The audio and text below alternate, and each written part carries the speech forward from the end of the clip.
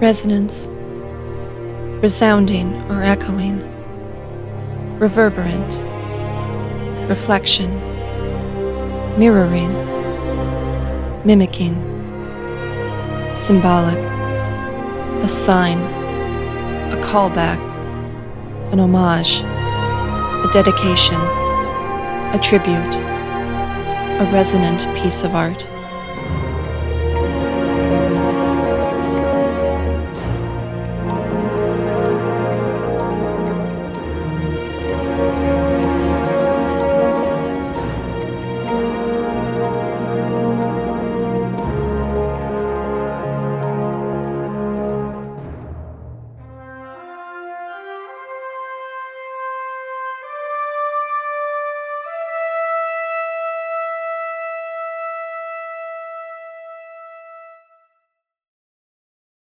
It's no secret to anyone that Dave Filoni, the acclaimed supervising director and creative mind of Star Wars The Clone Wars and Star Wars Rebels, and full-on creator of Star Wars Resistance and Star Wars The Bad Batch, loves wolves. His favorite clone and his own creation, Wolf, and his team, the Wolf Pack, were featured as much as Filoni could convince George Lucas to put them into various stories throughout the Clone Wars. The Wolf Pack even got the newest designs for the Phase 2 armor of the clones before any others. He designed another wolf-named character called Nixokami, whose last name literally translates to wolf in Japanese, and has a white wolf symbol on his character model. Filoni also became a character named Trapper Wolf in The Mandalorian, and he even wears his own symbol for the Wolf Pack constantly. His affinity for wolves stems from childhood when he watched a movie called Never Cry Wolf, based on a book of the same name, in which a Canadian biologist spends a year in the tundra researching wolves. It just really kind of opened my eyes as a young kid to the world and the environment and wolves, said Filoni. His fascination for them, of course, didn't end there. He carried it with him all throughout his professional career. But before his career even started, he saw a film that was released the exact same year in the United States as The Phantom Menace, a mere 5 months and 10 days later. That film was Princess Mononoke.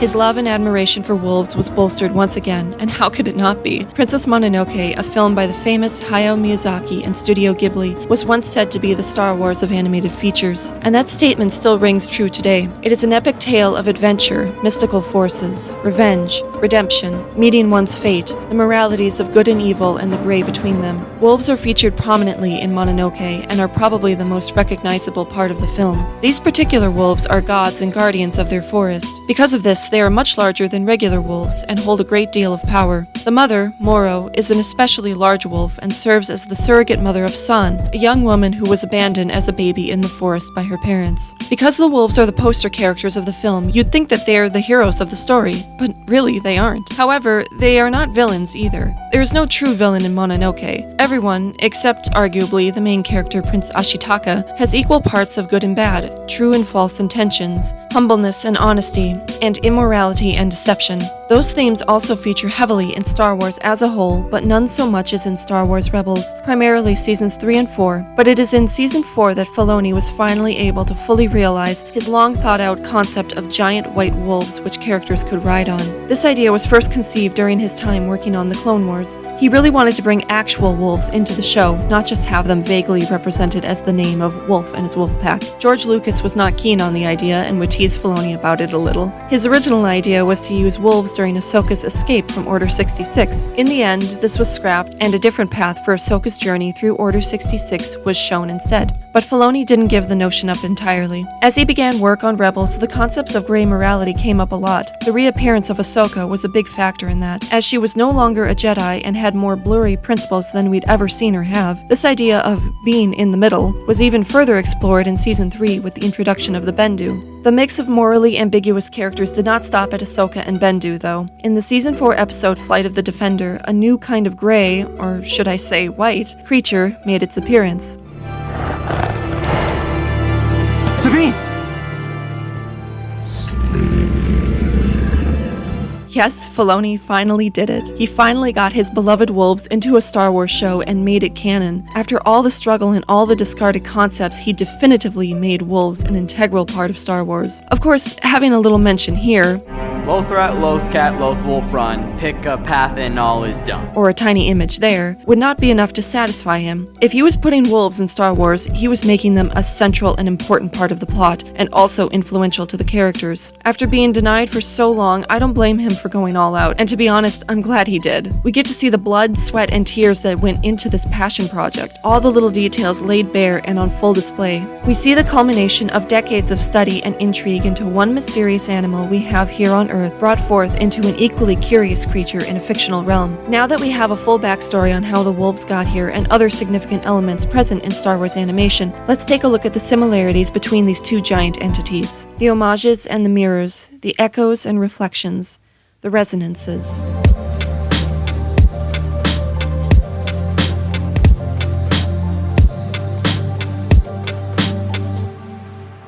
Let's begin with the most obvious, the wolves. Both sets of wolves are magical and mystical beings. Some are gods, others are users and guides of the Force. Their physical powers are not quite so different from each other, since we see both types use their teeth, jaws, and claws to attack enemies. The one physical power difference I can find between them is that Moro, the mother, since she is a god, was able to detach her head from her body with what little strength she had left and very forcefully attack. Their spiritual powers, on the other hand, are a bit different from one another, but they still both share resemblance. The Mononoke wolves are in tune with their environment, as are the Rebels wolves, but the latter are significantly more tied to spirituality, namely the Force. While the group in Mononoke is connected with the Forest spirit, they are not able to tap into its powers. They are only subjected to it and have no control over it. The ones in Rebels do, in fact, have control over the Force and are experienced users of it, probably for thousands of years, through countless generations. How they grew to tap into the Force is unknown. Were they always like this, or did they naturally become more attuned to the Force over many years and through evolution?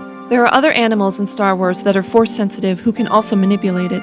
The wolves are not the first, but it is interesting to ponder when and where their powers came from. The actual appearance of the wolves obviously are very similar as well. The main wolf in Rebels having white fur rather than dark gray like its counterparts is no accident. While it was also probably meant to complement the white Lothcat, at its core, the color of the wolf's fur is intended to call back to the wolves of Princess Mononoke. The three-toed paws of the Loth wolves are a clear mirroring of the three-toed hooves of the forest spirit, which the wolves in Rebels are also meant to symbolize. Even the stripes across the top of the feet are present in both, and that theme is additionally spread throughout the Loth wolves, like on their faces and legs. The Loth wolves, I always thought, also coincidentally looked like Haku in his dragon form from Spirited Away, another Studio Ghibli movie and quite possibly their most popular, but only minimally, such as the white fur, long muzzle, and three-toed feet with some reptilian features. The manner in which the wolves speak in both types share likeness too. The Mononoke wolves have a very deep and resonant sound, almost like when one speaks there are several quietly speaking along with them. What is it, son? Want me to crunch his face off? Perhaps their ancestors talk to accompany them, showing that the wolves have a strong link with their homeland and predecessors. Moro especially has a unique voice. While her pups sound as if two are talking when there is only one, her voice sounds like three or more speak along with her, showcasing her higher status among them. You must set her free! She's not a wolf, she's human! Silence, boy! How dare you speak to a god like that? I caught her human parents defiling my forest. They threw their baby at my feet as they ran away. Instead of eating her, I raised her as my own. Now, my poor, ugly, beautiful daughter is neither human nor wolf. How could you help her? The Loth wolves have a more primitive way of speaking, opting to only say single words, sometimes barely forming them into full sentences.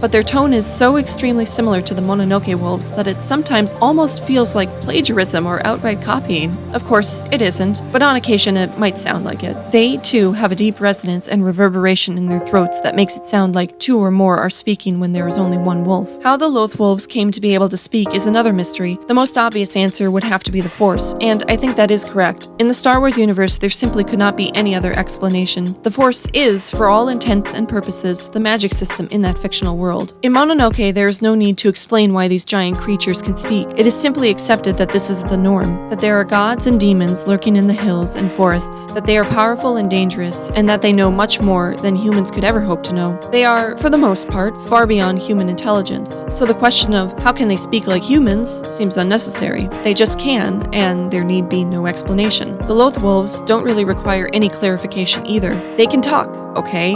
How? They are strongly in tune with the Force. Oh, alright, that's all we need.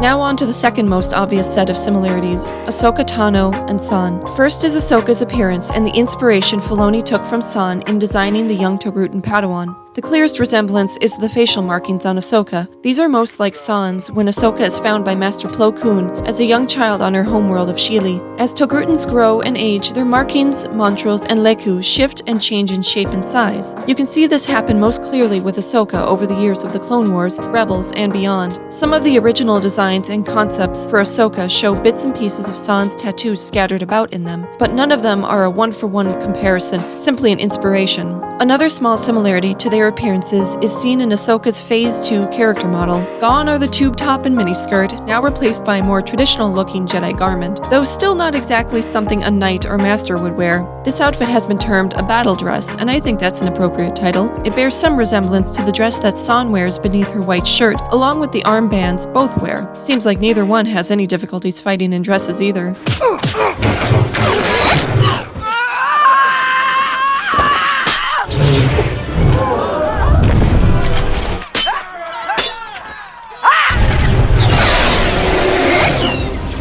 Ahsoka and San were also raised in somewhat comparable ways. Both were taken from their homes and families at a young age, trained in mystic ways, learned how to combat, grew strong in their environments, overcame obstacles, etc. Ahsoka deepened her knowledge in the Force, while San learned the secrets of the forest and the Force spirit. Their fighting styles show some parallels as well, especially during Ahsoka's battle against Vader in the Rebels Season 2 finale. Ahsoka's preferred way to hold her lightsabers is in reverse grip. This is obviously not the conventional way to wield a lightsaber, but for her it works. Even San holds weapons in this manner. This part is unrelated to San and deals only with Ahsoka and Ashitaka in regards to their names. As you can see, they bear some resemblance to one another. Ahsoka's original name was meant to be Ashla, which is a callback to when George Lucas referred to the light and the dark side as the Ashla and Bogan. This is referenced by the Bendu in Rebels, and the Ahsoka novel uses this original name for her after she escapes Order 66 to protect her identity. Her name was changed further into production by Lucas to Ashoka, an ancient Indian emperor, and the spelling was later changed by screenwriter Henry Gilroy. But I can't help to see the similarities of Ahsoka's and Ashitaka's names side by side. In this case, it probably is a coincidence.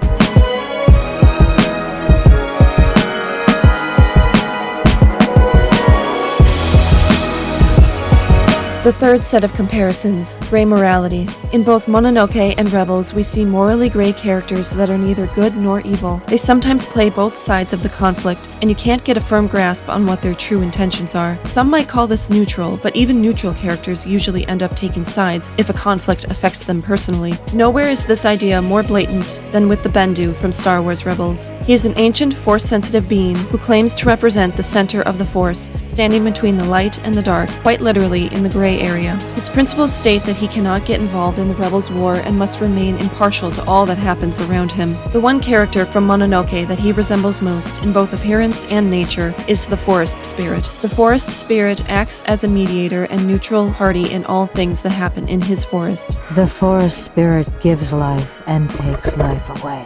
Life and death are his alone. Only when the conflict affects him personally does he choose a side, and at first it appears he has become the threat, killing anyone and anything in his path, but in reality he is only attempting to regain control of himself by finding his head. A comparable thing happens to the Bendu, who is usually disinterested in the events taking place around him, but quickly changes his tune when Kanan calls him a coward, and he joins the battle. He still seems to have not taken a particular side, however, and rains down destruction on any who might get in his way. For the most part, it only affects the Empire, since they are foolish foolish enough to stick around. The character designs of the Forest Spirit and the Bendu also show some minor correlation. The mess of antlers on the heads of both creatures seem the most apparent, and even the faces bear resemblance. The Forest Spirit is said to sometimes have the face of a human, which it certainly does, and the face of the Bendu always intrigued me because it's vaguely humanoid in shape, while the rest of his body is more animalistic, as is the case with the Forest Spirit. But back to gray morality. As was mentioned earlier, Ahsoka becomes extremely ambiguous in her beliefs, growing into what many call a gray Jedi, which is in one of two ways described as a Jedi who distanced themselves from the Jedi High Council and operated outside the strictures of the Jedi Code. After Ahsoka's banishment, eventual exiting of the Jedi Order, and especially after Order 66, she walked the line between wanting to do morally right things but also remaining neutral, or not getting involved, in order to protect her identity.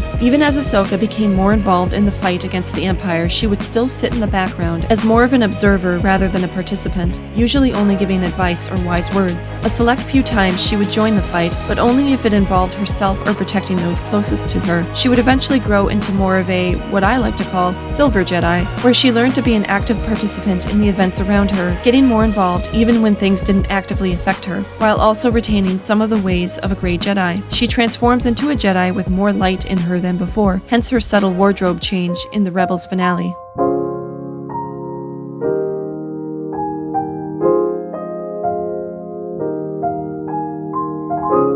The fourth set of comparisons, nature versus machinery and protecting the homeland. In many Ghibli films, the theme of nature comes up very often. How characters connect with it, how it gives them strength and resilience, and how it is important to preserve it. This theme especially is one of the core elements of Princess Mononoke. The idea of natural things versus manufactured, the past versus the future, they all relate. The land and the forests around Irontown are used to feed the machine of innovation in weaponry. The ground is dug up to access the ore to make iron, and the trees are cut down to supply the furnace necessary to smelt the ore.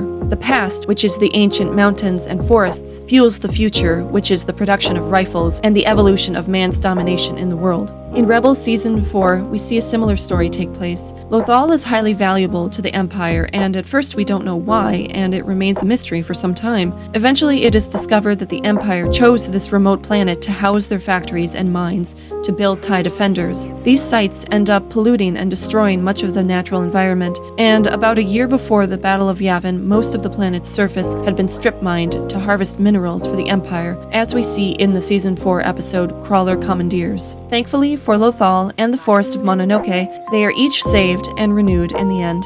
In both Rebels and Mononoke, the characters feel a strong sense of love and admiration for their homelands. For Ezra and the Lothwolves, it is Lothal, and for San, Moro, and her children, it is the forest. Because these are the places where these characters grew up and called home, they feel a deep connection to them, to the point where they are willing to sacrifice their lives in order to save them. For Moro, she dies attempting to kill Lady Eboshi, wanting to rid her forest of the woman who was tearing it apart for her own gain. For Ezra, he uses the Force and the help of the Purgils to remove Thrawn and the Empire's fleet from his planet, effectively sacrificing himself to save his home and his people.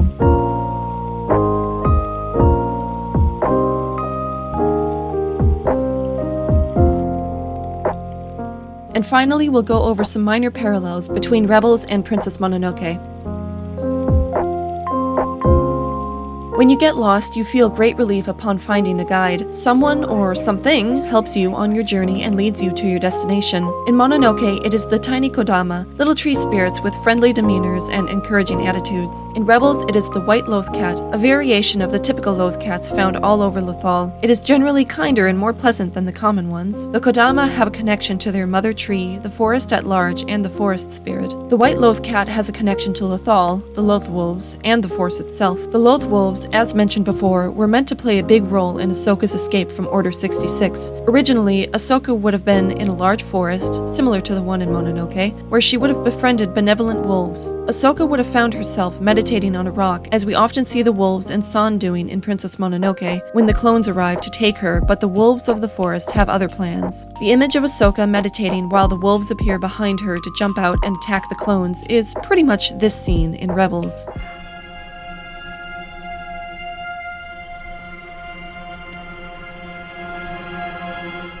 Where is your army now, Jedi?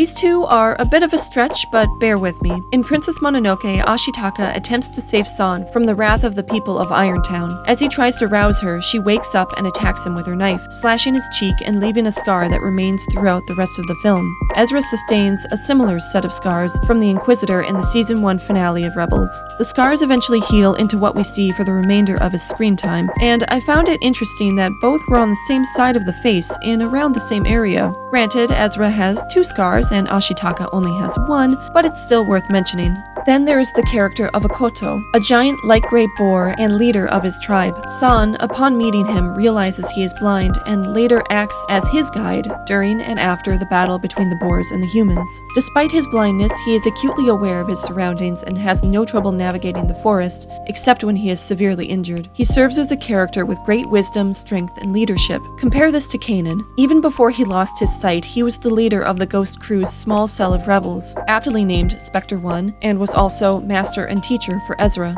Although he never finished his formal training, he still held great power in the Force and learned alongside Ezra, eventually gaining full knighthood status. He sometimes doubted himself and his own abilities, but proved his wisdom through diligence and trust in the Force. After the loss of his sight, he leaned even more heavily on the Force for guidance and assistance, and with it, he was able to see his surroundings, to fight like he always did, and to protect those he cared most for.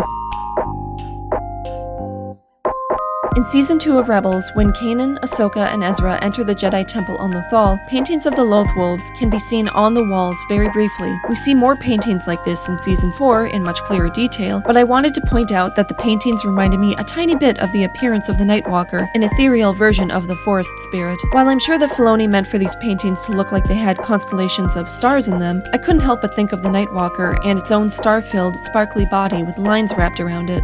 To finish up, there may have been even more connections between Princess Mononoke and Star Wars animation that I might have missed or don't know about, but I have displayed the most obvious ones that I could find. If you've noticed any while watching either of these 2 amazing animations, let me know in the comments. I'd love to hear about them.